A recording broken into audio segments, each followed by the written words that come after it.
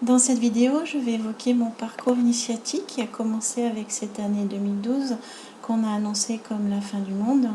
Il s'agissait en fait de la fin d'un monde et le début d'une nouvelle ère avec l'activation des âmes venues spécialement cette période pour accompagner l'humanité dans son évolution.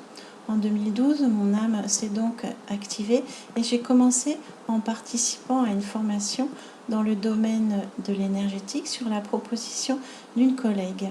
Je n'y connaissais rien, j'étais complètement novice et même je dirais que ça ne me parlait pas, mais par curiosité, j'y suis allée. Ma vie a un peu changé par la suite, j'étais juste plus ouverte à la compréhension qu'il y a un monde qui n'est pas accessible à nos yeux. À cette époque, j'étais très rationnelle, tout ce qui concernait la spiritualité ne m'intéressait pas. Je l'avais même associé à la religion et c'était un univers totalement opaque pour moi. Cela me rebutait même. J'étais donc dans une vie tout à fait classique, genre métro, boulot, dodo, avec une famille en couple, une activité professionnelle qui ne me nourrissait pas. D'ailleurs, maintenant, quand j'y pense, ma vie avait peu de sens par rapport à qui je suis. Cela en a été ainsi jusqu'en 2015, année où je me suis reconnectée à une âme avec laquelle, je le découvrirai plus tard, j'ai de nombreuses vies antérieures et que l'on appelle une flamme jumelle.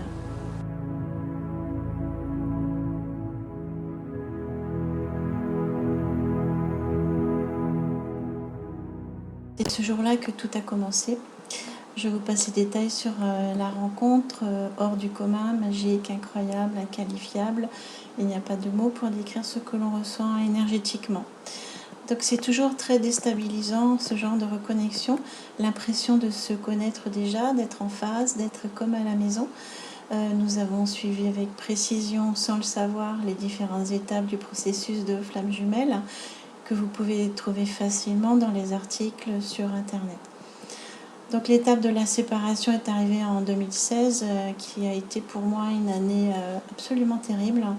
Je pense avoir traversé la nuit noire de l'âme, mais ça n'a pas duré longtemps grâce à mes guides et à mon âme qui avait choisi beaucoup mieux pour moi. Pour sortir de cette souffrance mentale, physique, énergétique, j'ai été accompagnée par des thérapeutes, dont la personne que j'avais rencontrée en 2012. Non, rien n'est dû au hasard. Mon apprentissage a commencé à ce moment-là, en 2017, avec de belles rencontres de thérapeutes en énergétique, de médiums, une chamane, kinésiologue et autres. Je remercie d'ailleurs toutes ces personnes pour leur accompagnement à ma guérison et à mon évolution. J'ai très vite compris que je n'étais pas dans une histoire habituelle et plusieurs fois je me suis questionnée sur qui j'étais suite à des phrases de personnes que j'avais consultées les années auparavant et qui me faisaient comprendre que j'étais une âme particulière. Alors c'est là qu'a commencé mes recherches, mon enquête, je dirais même ma quête, qui est qu'est-ce qu'une âme, les différents types d'âmes, à quel type d'âme j'appartiens, à quoi sert la vie, qu'est-ce que les vibrations, qu'est-ce que je me posais encore, qu'est-ce que l'énergie, comment gérer ses émotions, comment les transmuter, comment communiquer avec les guides. À cette période, mes dons de médium et mes capacités de guérisseuse, magnétiseuse se sont développées. Et tout cela est un vrai tsunami intérieur et extérieur aussi, parce que l'entourage se modifie forcément. En mai 2017, j'ai eu également une montée de Kundalini. Moi, je ne développerai pas là-dessus plus que ça. Les personnes qui souhaitent avoir des informations sur ce sujet peuvent venir vers moi. Vous avez mon mail sous la vidéo. C'était très puissant, tous mes chakras se sont activés, l'énergie de la source s'est mise à circuler dans mon corps. Cela a duré 2 ans et demi avant de se stabiliser complètement. J'étais souvent gênée, ce n'était pas douloureux, mais c'était un ressenti désagréable, au début surtout. Ensuite, ça s'est stabilisé. Et lorsque c'est devenu fluide, comme aujourd'hui, on a une sensation de bien-être permanent, de sérénité intérieure. 2018 est une année au cours de laquelle j'ai reçu mes premières canalisations avec ce tirage de cartes sur ce que nous vivons actuellement, ces révélations, cette transition majeure de civilisation. que j'ai dû prendre en vidéo ce tirage. C'est la première fois que je filmais un tirage, mais je me suis sentie poussée depuis le matin à le faire. À 21h, j'ai craqué, j'ai fait ce tirage. J'ai positionné mon téléphone comme j'ai pu, il a tenu et voilà.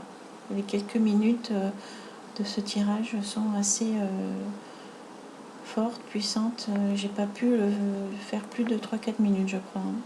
Les mois passant, je découvrais de plus en plus de connaissances, de découvertes qui étaient en fait intégrées dans mes mémoires, qui étaient liées à la richesse de mon âme et à toutes ces expériences de vie en Lémurie, en Atlantide et dans d'autres civilisations anciennes. J'ai découvert des liens forts avec Isis, Marie, Jésus, Marie-Madeleine et d'autres êtres spirituellement évolués actuellement sur des plans supérieurs et auxquels je peux me connecter. Cela a été possible grâce à mon niveau vibratoire qui a subi une nette augmentation au cours de ces dernières années. J'ai découvert pendant mon parcours également l'alchimie, la langue des oiseaux, la compréhension de la vie, l'importance des vibrations, des codes de lumière et tout ce qui permet d'avoir une vie plus sereine. Pendant ce voyage intérieur, mon entourage s'est modifié. Mais n'a pas vu, et ceux qui sont restés n'ont pas vu mon évolution. Donc c'est dans la solitude et parfois l'isolement que ce genre de mutations importantes se font. La connexion avec mes guides s'est faite tout doucement lors des situations étranges qu'on appelle synchronicité. Ils ont eu beaucoup de travail avec moi parce que j'avais du mal à admettre qu'il puisse y avoir des êtres que je ne vois pas avec mes yeux. Donc ces moments de grâce, comme je les appelle, le dernier en date est récent puisqu'il a eu lieu il y a quelques jours. J'attendais des amis dans une ville où ils résident. 3 moines se sont arrêtés à côté de moi. Ils ont regardé les animations sur la place comme moi. Et l'un d'eux m'a souri puis ils sont repartis. À mon retour de vacances, je raconte mes dernières semaines à une de mes amies.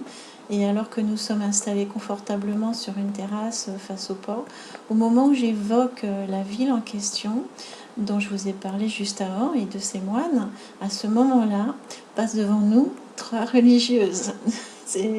C'était assez flagrant et magique, c'était clairement un message de mes guides.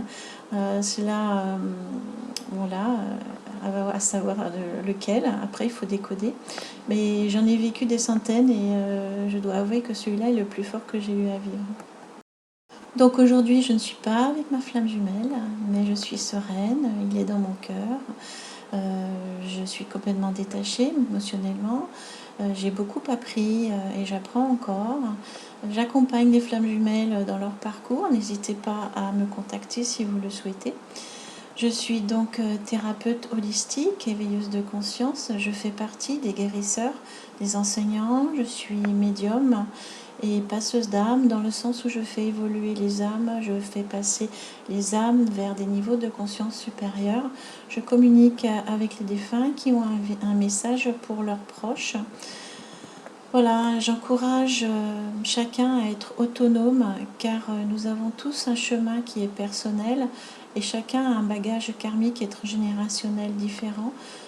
Surtout, chacun va à son rythme. Donc je prends en compte lors de mes consultations la personne dans toute sa globalité, le transgénérationnel, le karmique, les traumatismes dans cette vie, la situation professionnelle, etc. Et personnelle bien sûr. Aujourd'hui, je propose mes services pour guérir, faire évoluer, enseigner, transmettre, accompagner les personnes sur le chemin de l'éveil ou qui souhaitent évoluer vers plus de sérénité. Je vous remercie de l'attention que vous avez portée à mon parcours en écoutant la vidéo jusqu'ici. Je remercie les personnes qui me font confiance et viennent à moi pour évoluer, pour débloquer les situations et pour leur transmettre le sens de la vie.